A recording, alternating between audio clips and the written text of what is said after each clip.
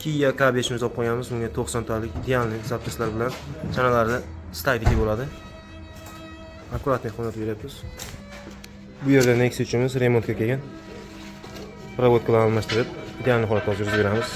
Bunga Xitoy qo'yilgan ekan. Xitoymi qanaqa zapchast bo'lsa ham farqi yo'q. Remont qilib idealniy yurgizib beramiz. Bu Cobalt'imiz metan qo'ydirish kelgan. Hozir bunga idealniy metan qo'yib beramiz. Bu Hyundai mashinamiz tayyor propanda idealniy yuryapti. Trek kriklarimizga ham ikkita bir xiliga propan o'rnatilyapti.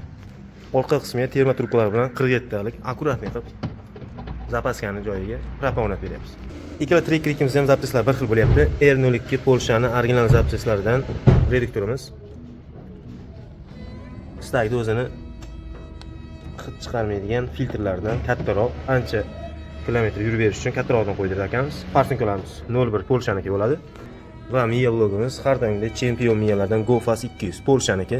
Provodka, map datchik, harta detali bu Polshaniki bo'ladi. Sifatli ishlab berish uchun. Kimga shunaqa xizmatlar kerak bo'lsa, bemalol o'zimizga murojaat qilaversa, manzil Sirdaryo viloyati Guliston shahar.